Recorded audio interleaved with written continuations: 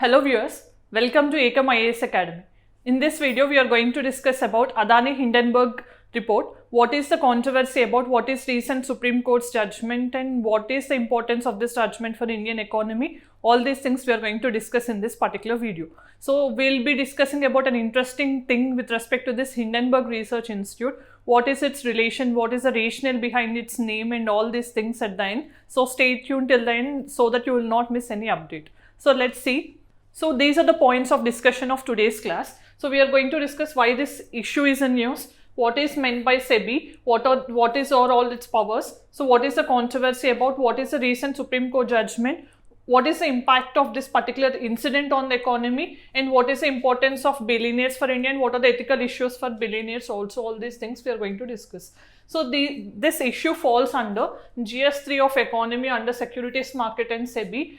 And also you have statutory regulatory bodies under GS paper 2 polity section also, or governance you can say, and this also forms part of GS4 under ethics, where you have corporate governance. Ethical issues are also involved in this particular issue. So this also covers under GS4. So it is very important because it is forming part of 3 papers in your main syllabus. Now we'll be discussing why it is in news. So here you can see Supreme Court has reinforced, means Supreme Court said that SEBI's ongoing investigation into the Adani Hindenburg controversy is proper. Okay, so there is no need to change any investigating agency. There are so many petitions before Supreme Court requesting that SEBI should not proceed into the further investigations, and there should be a change in investigation body and all. So with respect to that, Supreme Court has delivered an important judgment that it had all its it had its full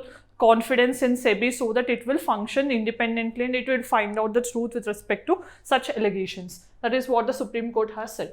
Then what is SEBI? SEBI, you know, it is a statutory regulatory body. So what is a statutory body? You know very well that which is formed by passing an act in the parliament. So regulatory body means it has some regulatory functions with respect to some particular sphere. So in what aspects it has with respect to securities market. Okay, so with respect to securities market, regulatory body is SEBI.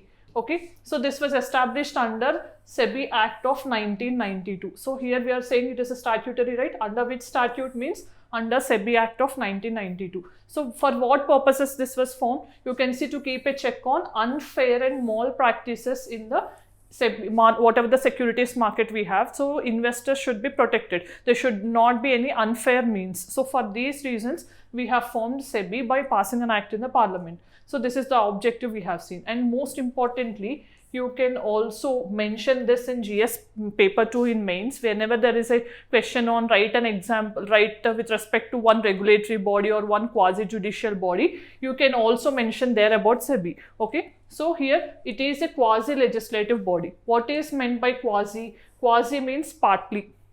Okay, or it will be appearing like a quasi-judicial legislative body. Legislative body means what? Normally which makes laws. But here SEBI's function is not mainly, or the primary function of SEBI is not to make laws. But here it is partly appearing like it is a legislative body because sometimes it has powers to make rules and regulations. Okay, for proper business and for proper things to happen in the securities market. So for these reasons, we call this as quasi-legislative body. And also quasi-judicial body means partly judicial. It is not completely judicial body like a court.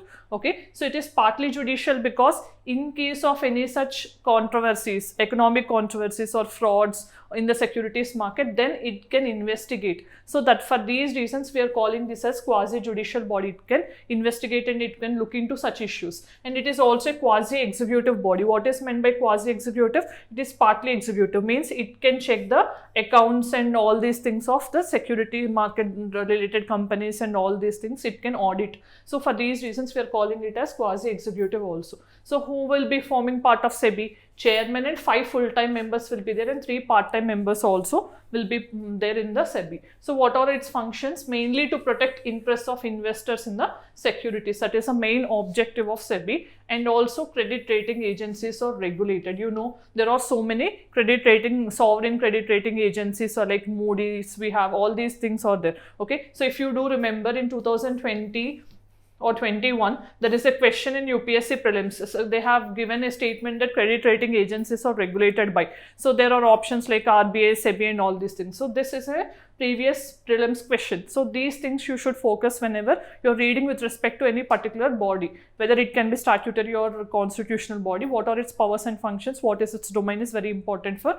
prelims. And then it registers and regulate mutual funds. So mutual funds, you will be seeing in the advertisements, right? Mutual funds are subject to market risk. So you have to, whenever mutual funds are there, those also are regulated by, okay? So the terms and conditions, all these things are regulated by SEBI. Anchor investors are also regulated by SEBI. So these are the functions of SEBI. Now, what are all financial entities that are regulated by SEBI? Means what is these all the bodies will be coming under the domain of SEBI. So SEBI has supervision over these things. What are those things? Investment banks or merchant banks, capital markets, stock brokers, real estate investment trusts. These are so much in news. Infrastructure investment trusts. Last year in 2023 itself, there is a question on this particular thing. Okay, so go through the basic concepts of these. Stock exchanges, commodity futures also, and also alternative investment funds. So these are all the financial bodies which are under the domain of SEBI.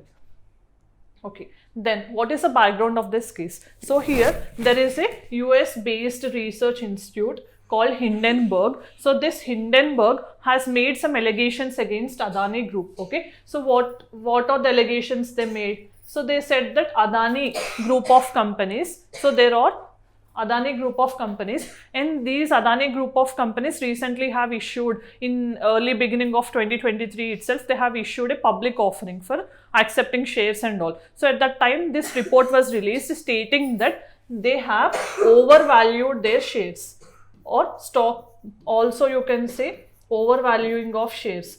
Okay. So, or stock market manipulation. So, what is this meant by mean? So, they have increased volume, they have manipulated the share value, and they have shown that the share value in the market is high. So, overvaluing of share price or shares is nothing but it is also malpractice under one of the malpractice under the SEBI. So, this is also one allegation made. And second allegation they made is they have established some shell companies. So, what is shell company? Shell company means it will be existing only on the papers. So you will be creating a company and you will reroute the funds from India to such shell companies, and you will say that those companies have run into losses and you will try to avoid taxes. So you know, normally in India, if you have earned profits from any company, there you have to pay tax to the government. So to avoid tax, okay, so tax evasion or tax avoidance, you know these concepts, right? So whenever you want to avoid taxes at that time, you have to reroute your funds. Okay, so like there most of the people are establishing shell companies. By rerouting the money to these shell companies, they're trying to avoid taxes. So these shell companies are usually established in tax havens like UAE and other Mauritius, Singapore and all these places. Okay, this is also one reason for this controversy. So the shell companies were established by family members of Adani to avoid taxes. This is also one reason or one of the controversy made by the Hindenburg Group against the Adani Group. Okay, so third reason is they said that they have increased the volume of trade, okay, by indirectly buying and selling the shares of the company. So indirectly they are selling and buying the shares of the company, and they wanted to show the trade volume of the shares has increased. So they are doing this artificially, not naturally, so that people or public will know that there is a large demand or huge demand for this Adani Group of companies, and so many people will try to buy. So because of all these allegations, okay, so some other allegations were also made. So after all these allegations were made, so Adani previously was the third richest person in the world, and because of these allegations he became the 7th largest person in the world, means he have lost his position. At the same time, almost $50 billion of money in the form of shares has withdrawn from this particular company. So people have lost confidence. So this is causing an impact on Indian economy. Okay, so and another important thing we have to know is here LIC, you know, this is a largest public insurance company in India. At the same time, SBI, largest or the biggest public sector bank we have. So all these two also have large amounts of money invested in Adani Group of companies. So any any impact, okay, any negative impact caused by this controversy, he will have a ripple effect on these entities also, where huge money is kept by public in these entities. So all the investors who have invested in these will get impacted. So this is a huge impact on Indian economy if this controversy comes true. Otherwise, fine. Okay, so then what happened? This is a background of this issue. After these allegations made, so there are so many calls for investigation and all. At that time, Supreme Court has formed a expert committee under SAPRE. Okay, so under this particular person, a committee was formed to investigate, okay, whether SEBI has powers or whether it can independently inquire or investigate into this, or what is actually happened. All these things to inquire, they have formed an expert committee. So meanwhile, SEBI also conducted its investigation and it has submitted its report to Supreme Court of India. So after this, what happened yesterday, Supreme Court has it has given its verdict. Before that, we'll see what is the impact of this particular controversy on Indian economy. So capital outflow can happen, right? In case if any company, if you come across that any company is resorting to malpractices, then there is a chance that people will try to they will try to recall their shares, and they wanted to sell the shares, and they will try to bring out the capital whatever they have invested in such companies. So it will result in capital outflows, and India's index in different rankings will drop, and it will have a hit on banks as well. As I told you, SBI also have invested in large sums in Adani group of companies, so it will have a ripple effect. At the same time, investor confidence also will be lost in case, okay, so they will be they don't have any confidence anymore in investing stock markets and all, so that the companies also will face fund shortage. At the same time, investors also will lose confidence. At the same time, raising capital also will be increased. The cost of capital also will be increased. At the same time, scarcity of shares will happen. At the same time, India's growth also will be impacted. So these are all the impact of this controversy on Indian economy. Then what is the role of Supreme Court here? So Supreme Court, what did it say? Supreme Court said that there is no need, okay, so whenever the petitions were filed, so asking for an independent investigation, or they don't want SEBI to investigate, Supreme Court said that there is no there is no chance of changing the investigating agency, okay, so SEBI can independently do that. That is one of the main things said. And Supreme Court, I have told you, SAPRE has formed this committee, so there is no need of separate investigation, okay. So report of this expert committee said no regulatory failure, means there is no failure from the side of SEBI. SEBI did not commit any such failure in preventing this particular crisis. Then what is the Supreme Court judgment about? No need to transfer the case from SEBI to CBI. There are some demands, so that they wanted this case to be transferred to CBI. As Supreme Court opined, there is no violation of fundamental rights, or there is no threat to integrity of the country. There is no need of changing, because this particular issue is under the regulatory domain of SEBI itself. That is why no need of change.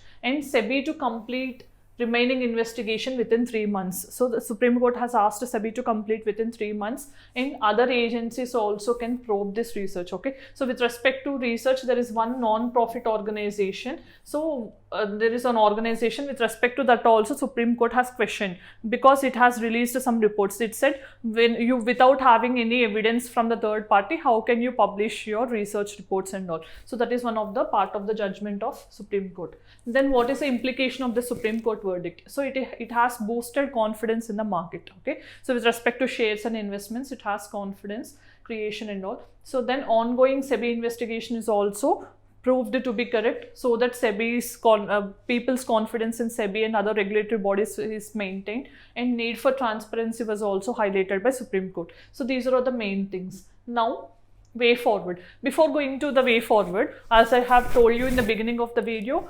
I told you that I'll explain you with respect to this Hindenburg, okay. So what is the name? An interesting fact, okay. So this Hindenburg is the name of a airplane of Germany, okay, hydrogen based airplane. In 1937, this Germany based hydrogen airplane, it has fired, okay. So it got fired in USA. Whenever it tried to land in USA, it got fired. It catched fire and it was burnt. So from that they have inspired this name. So you might have an interesting thing in your mind, that what is the relation between this incident and why did they keep this name for this particular research institute. Means this incident, they consider it as a man-made disaster which can be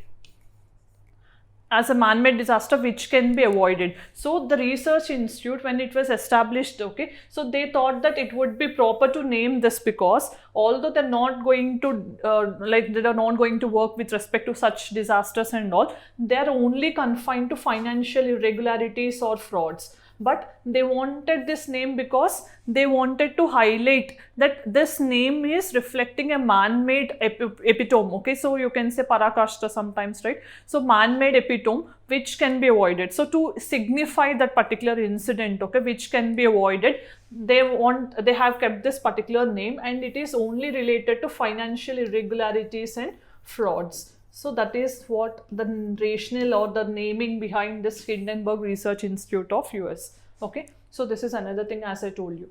Next, what is the way forward? So whatever the regulatory gaps are there, those should be removed, and we have to enhance transparency so that investment, because you know investment is the prime driver of the economy, so it should be kept in a transparent way. And also oversight mechanisms like other regulatory bodies should also be strengthened so that there will not be any such loopholes in the system. So now it's time for the prelims question.